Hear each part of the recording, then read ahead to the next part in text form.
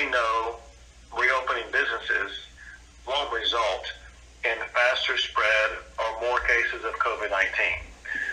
Listen, the fact of the matter is pretty much every scientific and medical report shows that whenever you have a reopening, whether you want to call it a reopening of business or just a reopening of society in the aftermath of something like this, that actually will lead to an increase in spreads. It's almost ipso facto.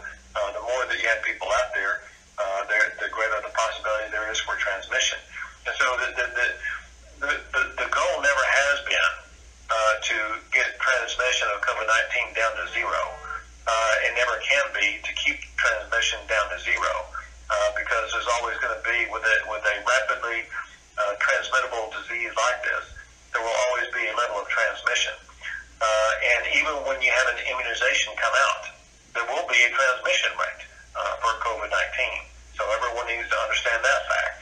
And so the goal is to reopen using strategies that are proven strategies that can continue to contain the spread of COVID-19. These are strategies that have been proven effective in the state of Texas for the past month and a half. Remember, statewide, we had a stay-at-home policy for a month, and before that, some cities had it.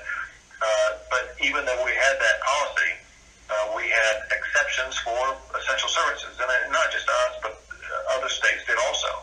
And that would be for things like grocery stores, hardware stores, gasoline stations, and the list goes on.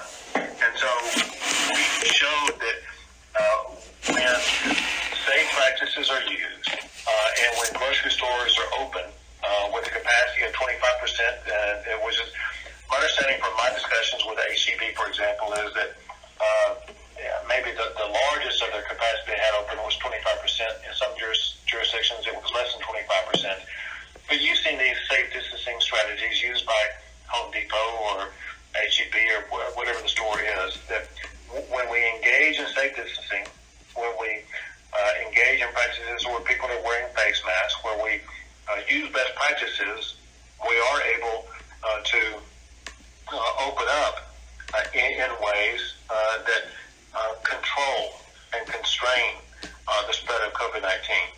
And this may come up in answer to a future question, but the main thing that we look for, and this is the primary number that I've seen doctors and epidemiologists use, is that what we want to see is a reduction in the percentage of people who test positive.